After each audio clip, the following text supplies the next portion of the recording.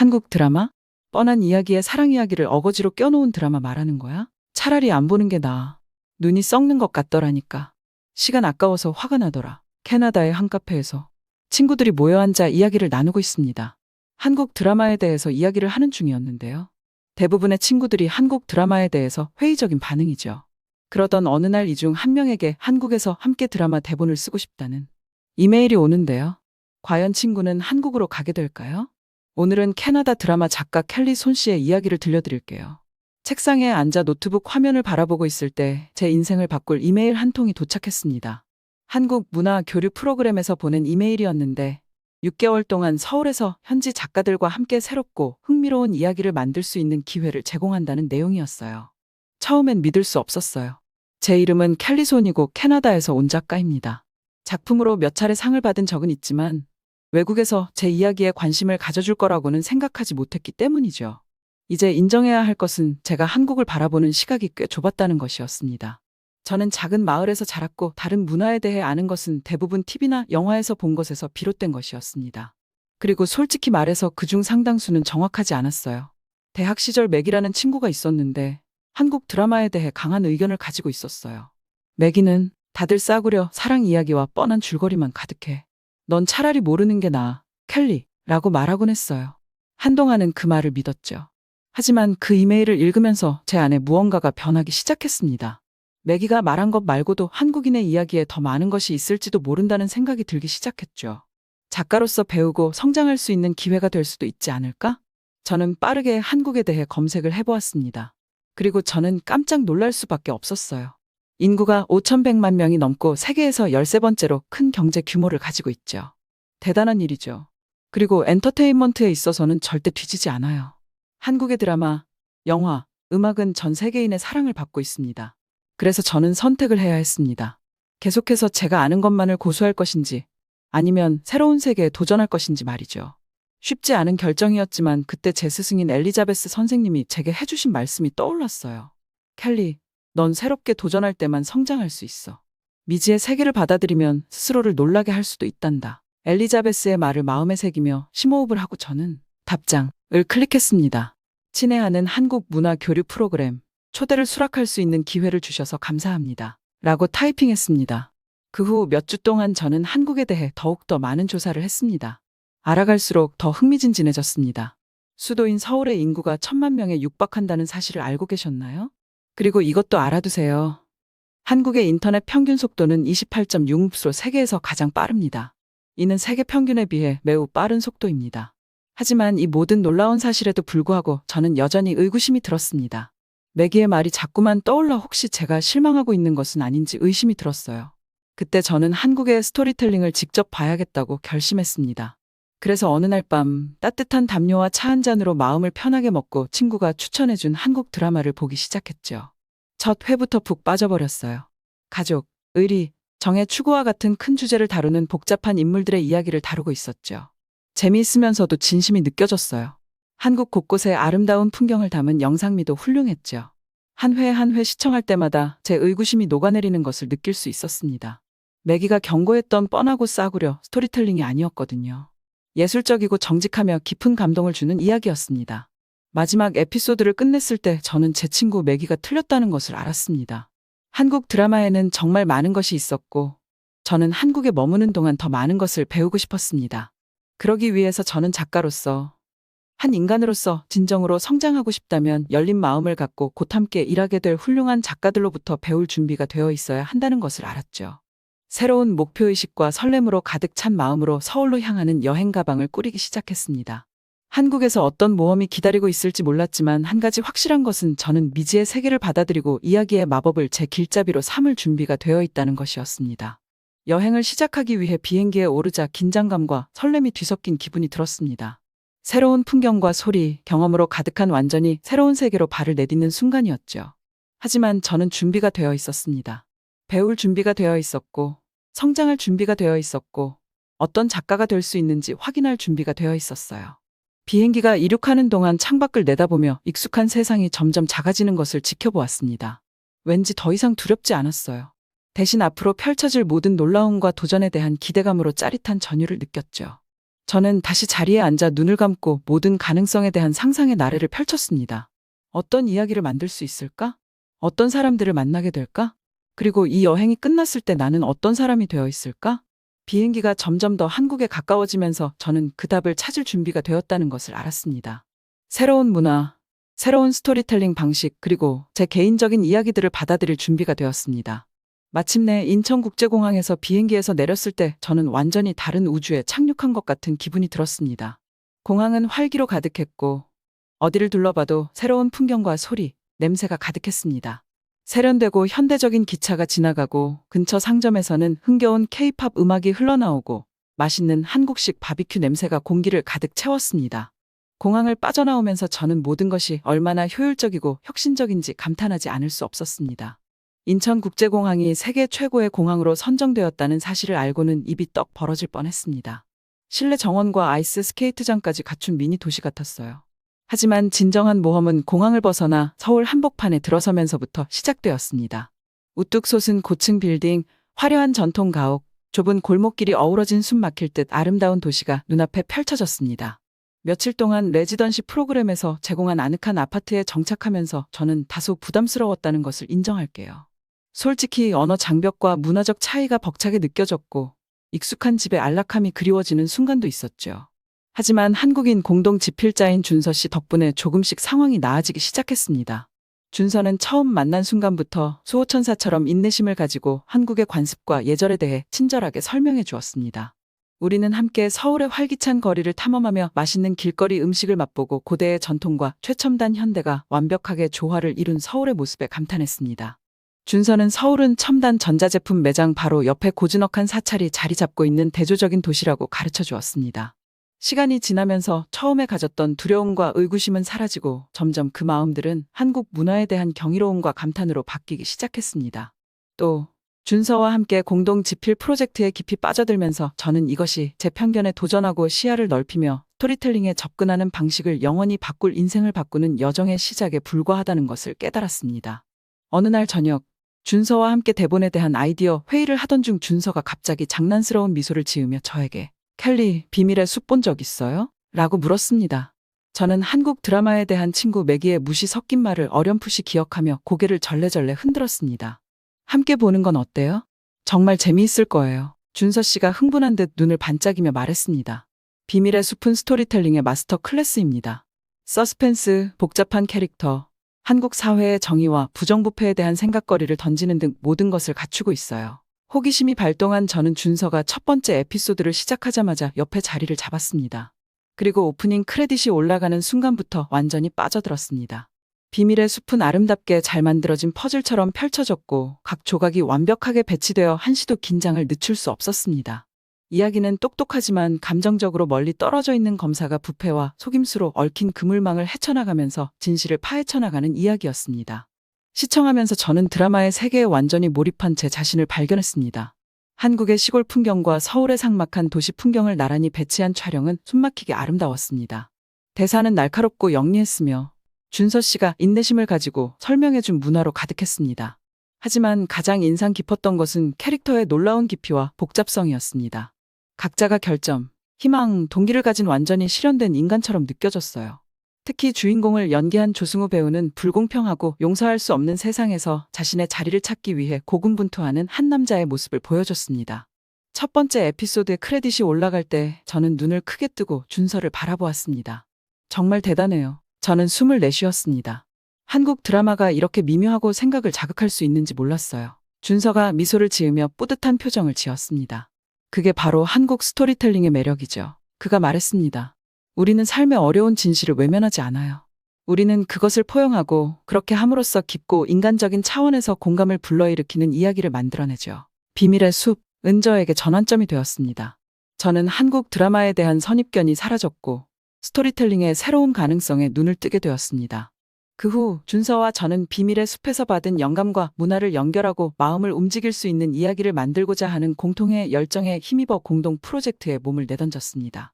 우리는 오랜 시간 노트북 앞에 모여 앉아 줄거리의 반전을 구상하고 진정성 있고 공감할 수 있는 캐릭터를 개발하는 데 시간을 보냈습니다. 준서는 한국 스토리텔링의 독특한 구조와 속도에 대해 가르쳐 주었고 저는 캐나다 영화 산업에서 얻은 경험과 이야기를 공유했습니다. 이야기가 구체화되기 시작하면서 저는 서로 다른 배경과 관점이 어떻게든 합쳐져 완전히 새롭고 흥미로운 무언가를 만들어내는 방식에 감탄하지 않을 수 없었습니다. 그리고 하루하루가 지날수록 제 안에 변화가 뿌리내리는 것을 느낄 수 있었습니다. 처음에 가졌던 두려움과 편견이 한국 문화와 스토리텔링에 대한 깊은 이해와 존중으로 바뀌고 있었죠. 저는 이 작업이 단순히 성공적인 프로젝트를 만들거나 이력서를 채우기 위한 것이 아니라는 것을 깨달았습니다. 작가로서 그리고 한 인간으로서 성장하는 과정이었죠.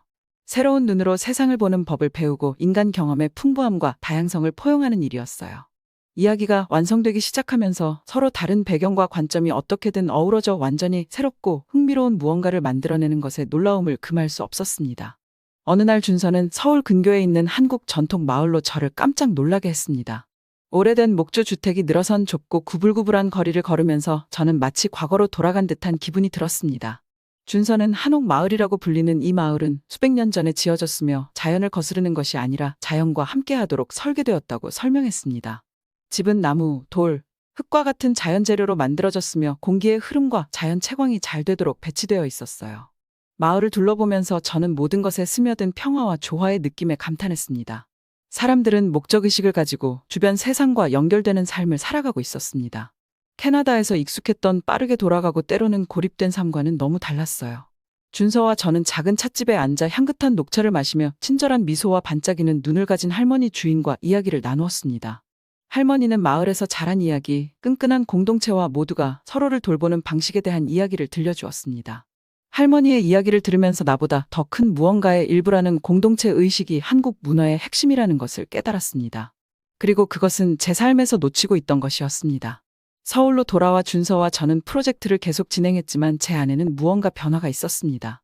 더 이상 한국 문화를 낯설거나 위협적인 것으로 보지 않게 되었죠. 대신 지혜와 영감의 원천이자 제 삶과 그를 풍요롭게 해줄 수 있는 세상을 바라보는 방식이라고 생각했습니다.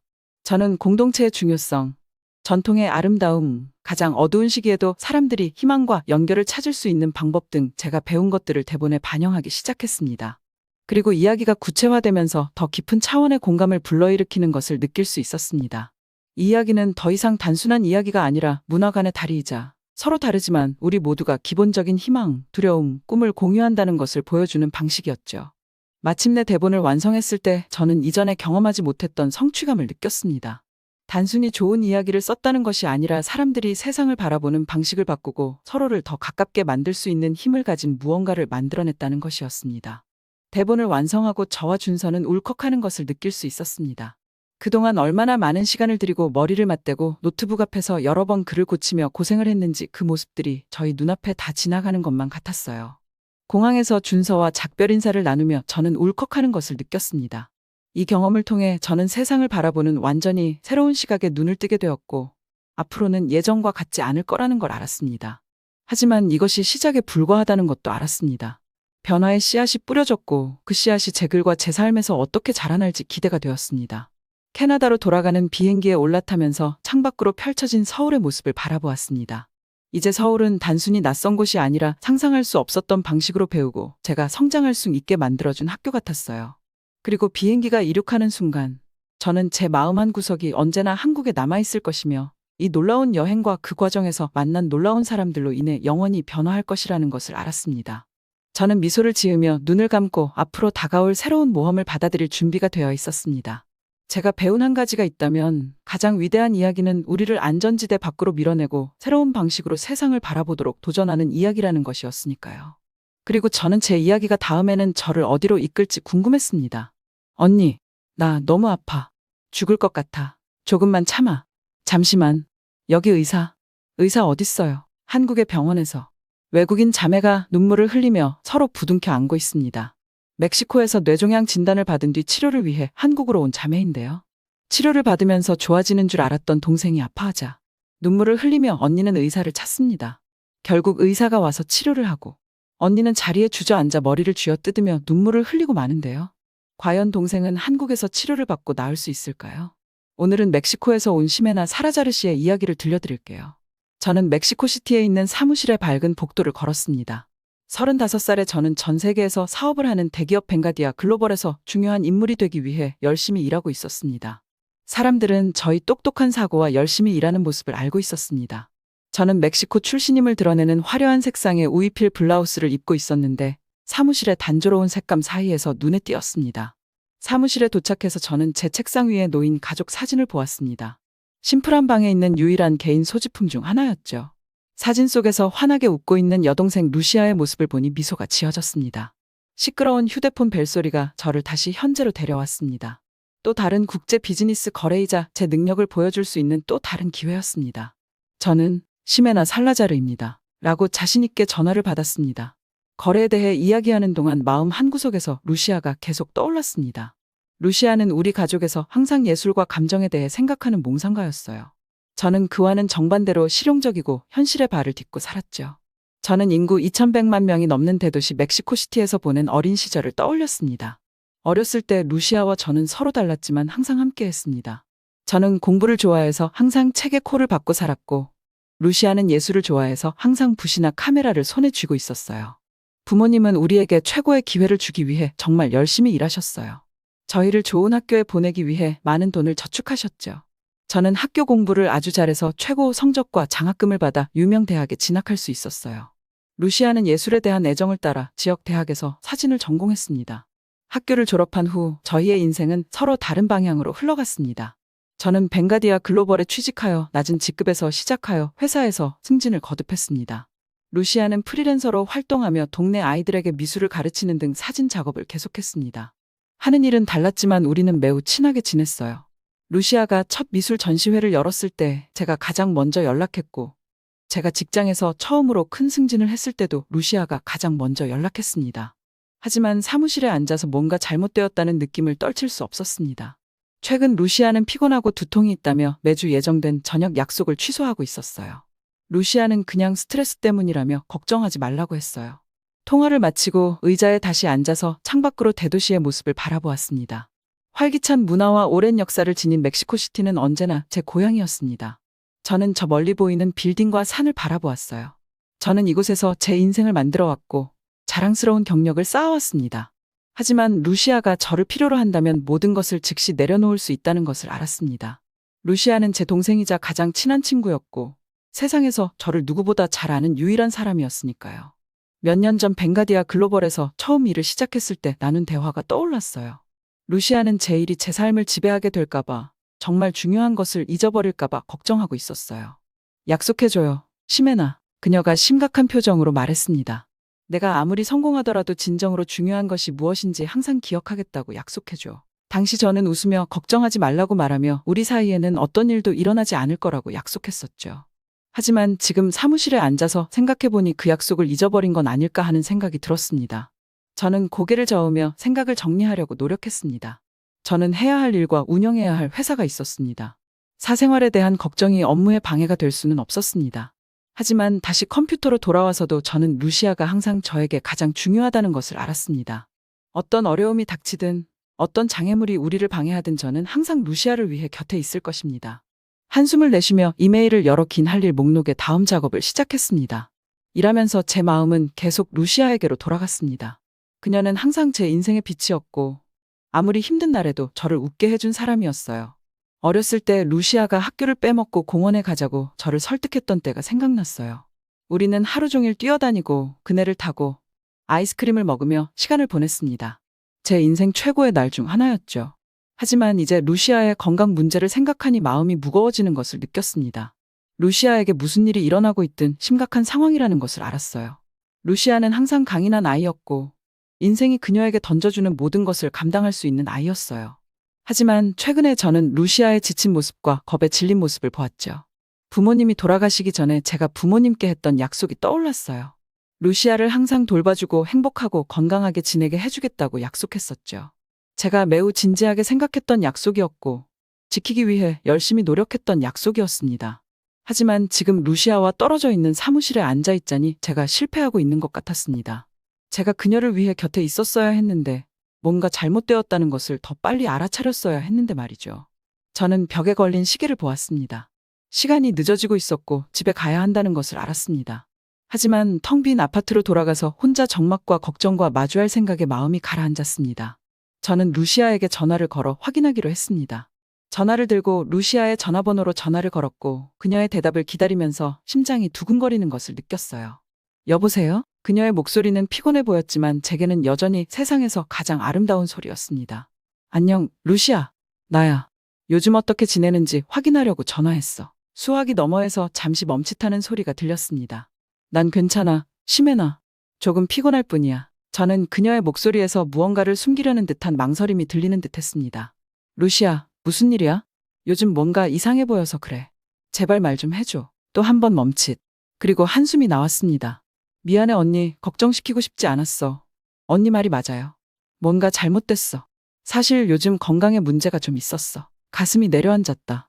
어떤 건강 문제야? 그건 전화로는 설명하기가 어려워. 직접 만나서 얘기하면 안 될까? 전화로는 하고 싶지 않아. 저는 고개를 끄덕였습니다. 물론이지. 가능한 한 빨리 갈게. 조금만 기다려. 알았지? 지금 갈게. 알았어. 사랑해, 시메나. 나도 사랑해, 루시아. 저는 마음이 조급해지며 전화를 끊었습니다. 가능한 한 빨리 루시아에게 가야 한다는 것을 알았지만 그렇다고 모든 일을 내려놓을 수도 없었습니다. 저에게는 책임이 있었고 사람들이 저를 믿고 있었으니까요. 하지만 벽을 바라보며 앉아있자니 그 어떤 것도 중요하지 않다는 것을 깨달았습니다. 루시아에 비하면 아무것도 아니죠. 루시아는 제 가족이자 제 마음이자 영혼이었어요. 그리고 루시아가 저를 필요로 한다면 저는 하늘과 땅을 움직여서라도 그녀를 위해 있을 것입니다. 저는 일어섰고 결심을 굳혔습니다. 아침 일찍 상사에게 가서 좀 쉬고 싶다고 말했어요. 저는 심호흡을 하며 택시를 불러 집으로 향했고 마음은 이미 앞으로의 여정에 집중하고 있었습니다. 짐을 싸서 여동생에게 갈 시간이었습니다. 약속을 지킬 시간이었습니다. 다음 날 아침, 저는 일찍 일어났지만 여전히 루시아와 전날 밤에 나눈 전화 통화 생각으로 머릿속이 복잡했습니다. 최대한 빨리 상사에게 연락해 동생과 함께 시간을 보내야 한다는 사실을 알려야겠다고 생각했습니다. 저는 간단한 블라우스와 바지를 입고 서둘러 준비를 마치고 문 밖으로 나섰습니다. 멕시코시티의 거리는 이른 시간임에도 불구하고 이미 사람들로 북적거리고 있었습니다. 저는 인파 사이를 헤치며 당면한 업무에 집중했습니다. 사무실에 도착하자마자 저는 곧장 상사 사무실로 향했습니다. 가슴이 두근거리며 문을 두드렸습니다. 들어와요. 그가 불렀습니다. 저는 심호흡을 하며 마음을 가다듬고 사무실 안으로 들어갔습니다. 안녕하세요. 중요한 일로 말씀드릴 게 있습니다. 그는 이마를 찡그리며 책상을 올려다보았다. 무슨 일이야, 시메나? 무슨 일 있어요? 나는 고개를 저었다. 사실은 제 동생에게 건강 문제가 있어서 제가 동생 곁에 있어야 해요. 일이 중요한 것을 알지만 급한 일이라 말씀드릴 수밖에 없어서요. 그는 의자의 뒤로 기대어 잠시 저를 바라보았습니다. 이해해요, 시메나. 가족이 항상 우선이죠. 필요한 시간을 가지세요. 당신이 없는 동안 우리가 일을 처리할게요. 안도의 물결이 저를 덮치는 것을 느꼈습니다. 감사합니다, 선생님. 정말 감사합니다. 그는 고개를 끄덕였습니다. 물론이죠. 계속 소식을 알려주시고 저희가 도울 수 있는 일이 있으면 알려주세요. 저는 그에게 다시 한번 감사 인사를 하고 사무실로 돌아와 짐을 챙겼습니다. 팀원들에게 잠시 자리를 비울 예정이니 필요한 것이 있으면 제 비서에게 연락해 달라는 내용의 이메일을 보냈습니다. 그리고 루시아로 가는 첫 번째 항공편을 예약했습니다. 몇 시간 거리였지만 가능한 한 빨리 도착해야 한다는 것을 알았어요. 비행기에 앉아 창밖의 구름을 바라보며 루시아에 대한 생각과 무슨 일이 일어날지 모른다는 생각으로 머릿속이 복잡했습니다. 모든 것이 괜찮을 거라고 긍정적으로 생각하려고 노력했지만 가슴 한구석에 자리 잡은 두려움을 떨쳐버릴 수가 없었어요. 마침내 루시아의 아파트에 도착했을 때 저는 가슴이 두근거리며 문을 두드렸습니다. 잠시 후 그녀는 피곤하고 창백한 표정으로 문을 열었습니다. 시메나, 그녀가 속삭이듯 간신히 속삭이는 목소리로 말했다. 왔구나. 나는 그녀를 끌어안고 꼭 안아주었습니다. 당연히 왔지. 내가 온다고 했잖아. 그녀는 나를 안으로 안내했고 우리는 소파에 앉았습니다. 저는 그녀의 눈에서 고통과 두려움을 볼 수 있었고 마음이 아팠습니다. 루시아, 대체 무슨 일이야? 그녀는 심호흡을 하며 손을 살짝 떨었습니다. 최근에 이상한 증상이 좀 있었어. 두통, 어지럼증 그리고 눈도 잘 안 보이는 것 같고. 처음에는 대수롭지 않게 생각했는데 발작이 일어나기 시작했어. 가슴이 내려앉았습니다. 발작이라고? 루시아, 왜 더 일찍 말하지 않았어? 그녀는 손을 내려다보았습니다. 언니를 걱정시키고 싶지 않았어. 언니가 얼마나 바쁜지 알기 때문에 짐이 되고 싶지 않았어. 저는 그녀의 손을 제 손으로 꽉 쥐었습니다. 루시아, 넌 절대 짐이 아니야. 넌 내 동생이고 난 이 세상 그 무엇보다도 널 사랑해. 무슨 일이 있어도 난 항상 내 곁에 있을 거야. 루시아는 눈물을 흘리며 고개를 끄덕였습니다. 알아. 더 일찍 말하지 않아서 미안해. 저는 다시 그녀를 꼭 안아주며 말했습니다. 괜찮아. 우리가 함께 해결하자. 병원에는 가봤어? 그녀는 고개를 저었습니다. 아니, 너무 무서웠어. 뭐가 잘못되었는지 알고 싶지 않았어. 저는 그녀의 두려움을 이해하며 고개를 끄덕였습니다. 무서운 건 알지만 무슨 일인지 알아내야 해. 내가 같이 병원에 갈게. 함께 이겨내보자. 그녀는 희미한 희망을 품은 채 저를 바라보았습니다. 알았어. 고마워, 시메나. 언니 없이 어떻게 살았을지 모르겠어. 나는 그녀에게 힘이 되어주려고 미소를 지었습니다. 걱정 마, 루시아. 나는 아무데도 안 가니까. 우리는 하루 종일 이야기하고 소식을 나누며 먹구름처럼 우리를 덮고 있던 두려움과 불확실성을 떨쳐내려고 노력했습니다. 저는 루시아가 좋아하는 요리를 만들어 저녁을 준비했고, 어렸을 때처럼 함께 영화를 보았습니다. 하지만 우리가 웃고 농담하는 동안에도 저는 루시아의 눈에서 고통과 두려움을 볼 수 있었습니다. 저는 그녀의 건강에 무슨 일이 일어나고 있는지 심각한 상황이라는 것을 알았습니다. 다음 날 우리는 의사를 만나러 갔습니다. 대기실에 앉아있는 동안 루시아는 긴장한 채 손을 떨고 있었습니다. 저는 루시아의 손을 잡고 모든 것이 괜찮을 거라고 안심시키려고 노력했습니다. 마침내 의사가 다시 전화를 걸어와 루시아의 증상과 병력에 대해 여러 가지 질문을 던졌습니다. 그리고는 MRI와 혈액 검사를 포함한 일련의 검사를 지시했습니다. 결과를 기다리는 동안 저는 루시아의 눈에 두려움과 불안이 가득한 것을 볼 수 있었습니다. 저는 어린 시절의 행복한 추억에 대해 이야기하고 미래에 대한 계획을 세우면서 루시아의 주의를 돌리려고 노력했습니다. 마침내 의사가 저희를 다시 진료실로 불렀습니다. 그는 심각한 표정을 지었고 저는 가슴이 내려앉았습니다. 루시아, 그가 부드러우면서도 단호한 목소리로 말했습니다. 안타깝게도 어려운 소식이 있습니다. 검사 결과 뇌종양으로 판명됐어요. 교모세포종이라는 종양의 일종인데 매우 악성 종양입니다. 세상이 멈춘 것 같았습니다. 뇌종양이라고요? 어떻게 이런 일이 일어날 수 있을까요? 루시아는 침묵했고 얼굴은 창백했으며 충격으로 눈을 크게 뜨고 있었습니다. 나는 손을 뻗어 그녀의 손을 꽉 쥐었다. 네, 이게 무슨 뜻이에요? 나는 떨리는 목소리로 물었다. 의사는 한숨을 쉬었다. 교모세포종은 치료가 매우 어렵습니다. 교모세포종은 빠르게 자라며 뇌의 다른 부위로 퍼질 수 있어요. 표준 치료는 수술과 방사선 및 화학요법이지만 치료를 해도 예후가 좋지 않은 경우가 많습니다. 배를 한 대 맞은 것 같았습니다. 예후가 나쁘다고요? 그게 무슨 뜻일까요? 루시아가 겨우 속삭이듯 간신히 목소리를 높이며 말했습니다. 얼마나 남았나요? 의사는 머뭇거렸다. 확실히 말씀드리기는 어렵습니다. 치료를 받으면 평균 생존 기간은 약 15개월입니다. 하지만 모든 경우가 다르고 몇 년 동안 생존하는 환자도 있습니다. 15개월이라니. 그 말이 제 머릿속에서 계속 반복해서 울려 퍼졌습니다. 앞으로 15개월. 어떻게 이런 일이 일어날 수 있을까요? 저는 루시아를 바라보며 그녀의 눈에서 두려움과 절망을 보았습니다. 하지만 저는 이 끔찍한 폭풍 속에서 그녀를 위해 강해져야 하고 그녀의 버팀목이 되어야 한다는 것을 알았습니다. 루시아, 제가 단단하고 안정된 목소리로 말했습니다. 우린 이겨낼 거야. 너는 혼자가 아니야. 내가 계속해서 함께할 거야. 우리는 최고의 의사와 최고의 치료법을 찾을 거야. 걱정하지 마, 무슨 일이든 할 거야. 그녀는 눈물을 흘리며 저를 바라보았습니다. 무서워, 시메나. 너무 무서워. 저는 그녀를 끌어안고 꼭 안아주었습니다. 알아. 하지만 우린 함께 이겨낼 거야. 넌 내가 아는 가장 강한 사람이야, 루시아. 이걸 이겨낼 수 있는 사람이 있다면 그건 바로 너야. 우리는 멍한 상태로 병원 문을 나섰고 그 소식에 정신이 혼미해졌습니다. 앞으로의 길은 길고 험난하며 도전과 좌절로 가득할 것이라는 것을 알았습니다. 하지만 저는 루시아를 위해 모든 순간을 함께 할 것이라는 것도 알고 있었습니다. 밝은 햇살을 받으며 걸어 나오면서 저는 루시아의 손을 꼭 잡으며 우리의 유대감이 얼마나 따뜻하고 강한지 느꼈습니다. 우리는 기쁠 때나 슬플 때나 항상 서로의 곁에 있었습니다. 그리고 지금 이 위기의 순간에도 우리는 서로를 위해 존재할 것입니다. 저는 심호흡을 하며 어깨에 짊어진 세상의 무게를 느꼈습니다. 하지만 어둠 속에서 작은 빛의 불꽃처럼 희미한 희망도 느꼈습니다. 루시아와 저는 이 끔찍한 질병에 맞서 우리가 가진 모든 것을 다해 함께 싸울 것입니다.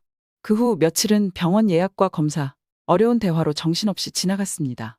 루시아와 저는 치료 옵션을 조사하고 복잡한 의학 전문 용어를 이해하고 먹구름처럼 다가오는 통계를 이해하려고 몇 시간을 보냈습니다.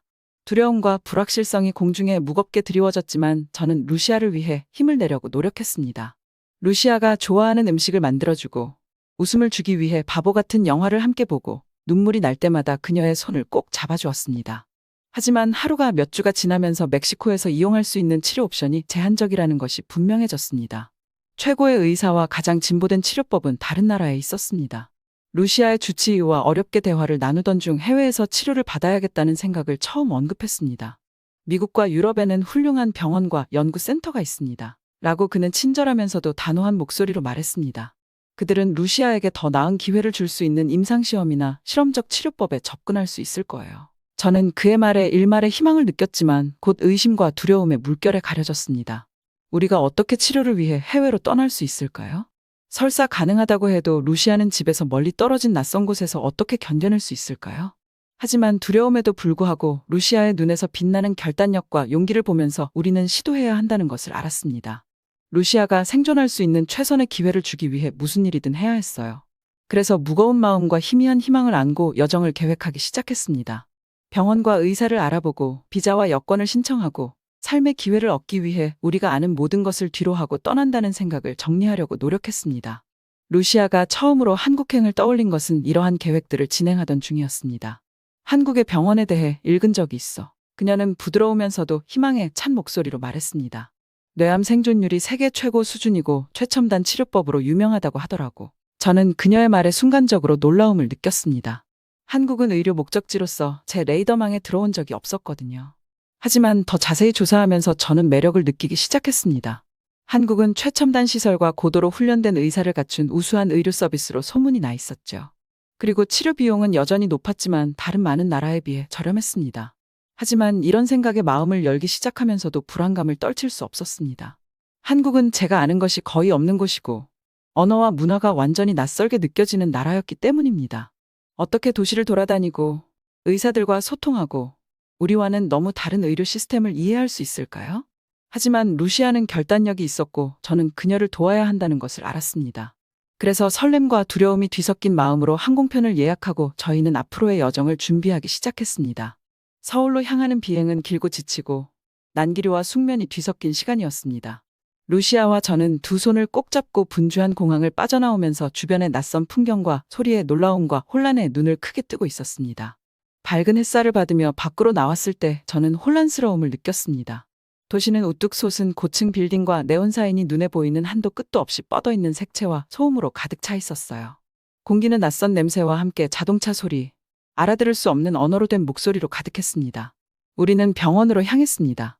병원 안으로 들어서자 영어 간판과 친절한 직원들의 얼굴에서 안도감이 느껴졌습니다. 하지만 검사와 치료의 일상에 적응하기 시작했을 때에도 이방인이라는 느낌을 떨칠 수 없었습니다. 언어 장벽, 낯선 음식과 관습, 주변 사람들의 끊임없는 감시와 평가에 시달려야 했습니다. 반면에 루시아는 새로운 환경에서 잘 적응하는 것 같았습니다. 그녀는 언어의 장벽에도 불구하고 다른 환자들과 수다를 떨고 웃으며 친구를 사귀었습니다. 그녀는 새로운 음식을 맛있게 먹으며 익숙한 것과는 다른 맛과 식감에 감탄했습니다. 그리고 몇 주가 지나면서 저는 그녀에게 변화가 보이기 시작했습니다. 혹독한 치료로 인해 그녀는 약해지고 지쳐 있었지만 그녀의 눈에는 이전에는 볼 수 없었던 희망과 결단력, 새로운 빛이 보였습니다. 저는 앞으로의 여정이 길고 험난하며 도전과 좌절로 가득할 것이라는 것을 알고 있었습니다. 하지만 루시아가 새로운 친구들과 함께 웃는 모습을 보면서 그녀의 눈에서 빛나는 용기와 힘을 보면서 이곳에 오길 잘했다는 생각이 들었습니다. 그렇게 두려움과 희망이 섞인 마음으로 우리는 서울에서의 새로운 삶에 적응했습니다. 우리는 도시의 거리를 돌아다니며 새로운 음식과 경험을 시도했고 서로를 꼭 붙잡고 인생 최대의 전투에 맞서 싸웠습니다. 쉽지 않았고 포기하고 싶은 순간도 많았습니다. 하지만 루시아를 볼 때마다 그녀의 눈에서 빛나는 사랑과 결단력을 볼 때마다 계속해야 한다는 것을 알았습니다. 그녀를 위해서, 우리를 위해서, 그리고 우리가 이루기 위해 열심히 싸우고 있는 미래를 위한 기회를 위해서요. 몇 주가 몇 달로 바뀌면서 우리는 점점 한국의 병원 생활에 적응해 나가기 시작했습니다. 우리는 병원 직원 및 다른 환자들과 친구가 되었고 서로의 경험과 어려움을 공유하며 유대감을 쌓았습니다. 우리는 여가 시간에 도시를 탐험하며 고대 사원과 현대의 경이로움이 나란히 존재하는 것 같은 경이로움에 감탄했습니다.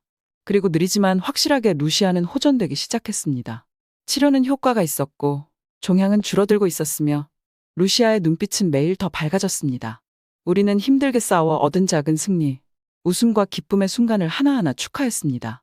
하지만 좋은 순간을 만끽하는 동안에도 우리는 여정이 끝나지 않았다는 것을 알았습니다. 앞으로 더 많은 검사, 더 많은 치료, 더 많은 도전이 있을 것이지만 우리는 항상 그랬던 것처럼 함께 손을 맞잡고 이겨낼 수 있다는 것도 알고 있었습니다. 그래서 우리는 서울의 반짝이는 불빛을 바라보며 서로에게 약속을 했습니다. 계속 싸우고 계속 희망을 품고 우리를 여기까지 오게 한 사랑과 유대를 절대 포기하지 않겠다는 약속. 지금 그리고 언제나 서로가 있다는 것을 알기에 용기와 우아함을 가지고 앞에 놓인 모든 것을 마주하겠다는 약속을 말이죠. 루시아의 치료가 진행되면서 저는 병원에서 보내는 시간이 점점 더 많아졌습니다.